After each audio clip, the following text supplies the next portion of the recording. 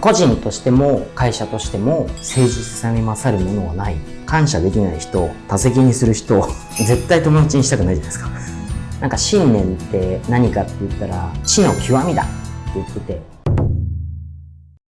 今回は門司社長に仕事で成功する人の習慣についてインタビューさせていただこうかと思います。よろしくお願いします。はい。まずこれだけは欠かせないっていうポイントだとかありますか？僕的にはやっぱり結構誠実さ、人生もそうですけど仕事でもやっぱ一番大事だなと思ってます。誠実さっていうのは内面から来る誠実さなのか、それとも会社として誠実であろうっていうことなのか、それはどういう個人としても会社としても誠実さに勝るものはないっていう感覚ですかね。逆に絶対にこれをしていたら人として伸びないだろうなとか、これしてたらダメだろうっていうのってありますか？一言で言ったら逆ですよね。不誠実な人。どういったところで感じたりしますか？不誠実。なんかちょっと言葉を置き換えますけど、例えば真面目じゃないとか、言われたことを素直に受け止められないとか、例えば自分に不都合なことを言われた時に相手にリスペクトがあったりとか、相手のことを認めてれば自分はちょっと納得いかなくても、なんでこの人は自分に対してこういう言葉を言ったんだろうとかって考えて、いろいろ思考が深掘れると思うんですけど、シンプルにもう自分に不都合なことをこの人言ったからこの人嫌いみたいな感じだと学べなくなっちゃうと思うんですよね。お客様に対してもそうですし、もっと言うならば家族とか友達に対しても本来そうじゃないですか。それが多分積もり重なっていくと、分かりやすく言ったら自己中な人か、利他的な人かみたいなところでやっぱこう差はついてくると、もうその繰り返しがどっちに振っても積み重ねられていっちゃうんで、不誠実な人はどんどんやっぱ多責思考で利己的になっていくなとなんか思いますし、誠実な人はどんどんやっぱ利他的になるし、その人間性が高まるようなこうサイクル回っていくと思うんですけど、その辺はやっぱこう積み重ねれば積み重なるほど大きく差が開くと思いますけどね。ちなみに門司社長は、20代とかの頃から利己的でないようなアクションができていたのか、それとも何かしらのこうきっかけがあって、そういった考え方になって仕事ご実績を積み上げられたのかっていうと、どちらになりますか？僕はでも正直元から多分そういう性質はあったと思うんですよね。例えば人の価値観って10歳か9歳ぐらいまでに8割9割決まるって言われてると思うんですけど、その年齢までに何が決めてるんだっていうと、結構やっぱ親ってものすごい重要だと思ってて、親の価値観を結構そのまま引き継いでるんだろうなとか、うちの親は本当にもうおせっかいかと思うぐらい母親はクソ真面目で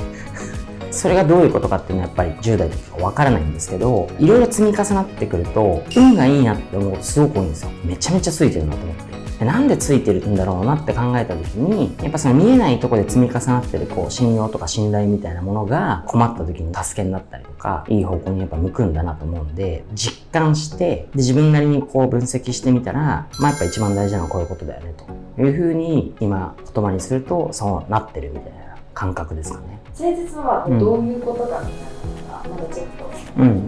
具体的な、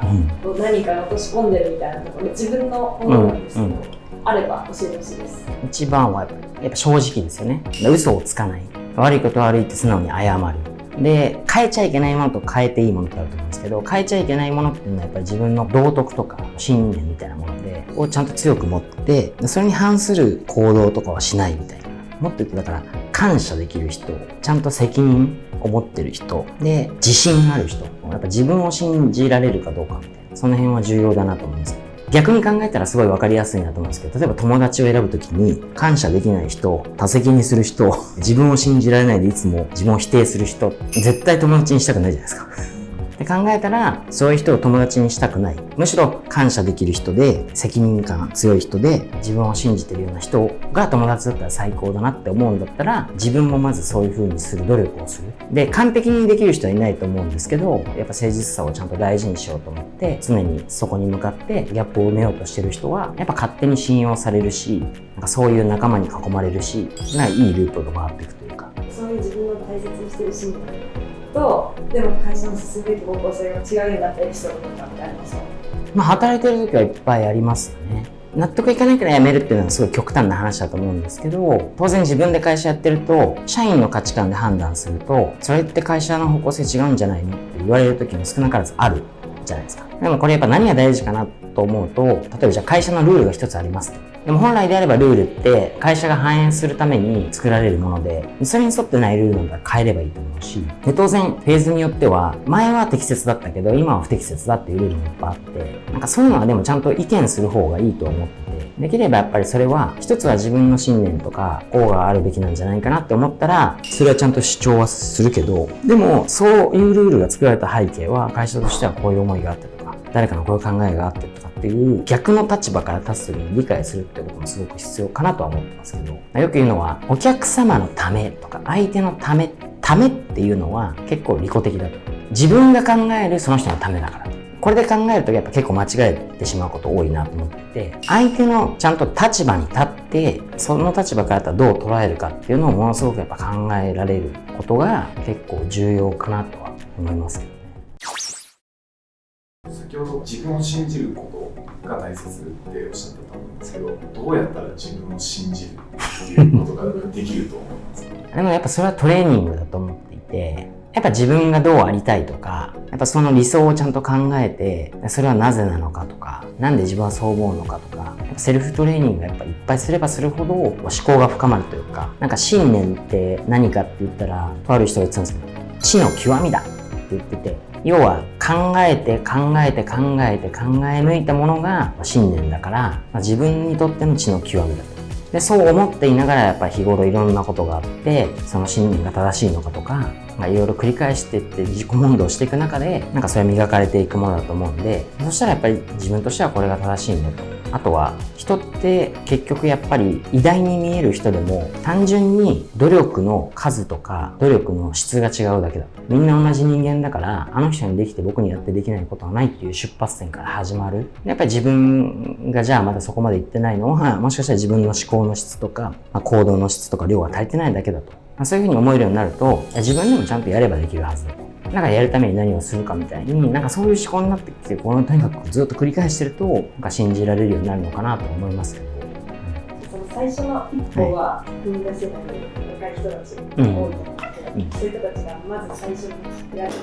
とアドバイスとかあれば教えてください。今って結構自分の取捨選択がすごい容易にできるじゃないですか。例えばテレビ見ない、ネットフリックスで自分の好きなものばっかり見るとか。選択しやすい時代ってすごくいいんですけど、反面自分の価値観が反映されるゾーンにしか行かないみたいな。だからやっぱ自分が知らないことを知るっていうことをもっとした方がいいんじゃないかなと思っていて、コンフォートゾーンに収まってないで、やっぱり時には全然自分の知らないところとか、自分の価値観と全く違うところとかにやっぱ飛び出していくことは結構必要だと思っていて、とにかく自分のコンフォートゾーンから出て、でそれをちゃんと自分の糧にするっていうことがいいんじゃないかなと思いますけどね。起業当時のなんか習慣にしてたこととか、今現在もなんか続けてたり、新しく習慣化していることとか、変わったこととかってなんかあったりしますか？僕意外とですね、はい、仕事以外ダメ人間でして。なるほど、そんな風には全然見えないんですけど。仕事以外は本当にやる気がなくてですね。休日とかだったら、家とかだったら、ずっと寝てるみたいな。ほっといたら寝てますね。でも時間もったいないんで、やっぱいろいろ出かけますけど、僕は結構熱中するとずっとやっちゃうんですよ。テレビドラマとかもそうですけど、ハマっちゃうと、もうずーっと寝ないで見ちゃうんですよ。で、そういう時はでも逆に止めないですね、仕事でも。何時になろうが、集中してる時はずっとやり続けちゃうし、逆に言うと気分が乗らない時はやんない。なるほど。オンとオフの区別するみたいなことですかね。そうですね。例えばじゃあ8時間分の仕事があったとするじゃないですか。はい、8時間の時間があって6時間分の仕事をしようとした時に、普通の人って8時間かけて6時間分の仕事をゆっくりやるっていう人が結構多いなと思ってて、僕は逆なんですよ。いかにまた6時間の仕事を1分でも早く終わらせるかってやって、オンとオフにしてるみたいな。ただからやるのが嫌いみたいな。やるときはバンとやる。サボるときはサボるみたいな。そういう意味でのオンとオフはすごくつけてるかなと。というわけで今回、森社長に成功する習慣についてインタビューさせていただきました。ありがとうございました。はい、ありがとうございます。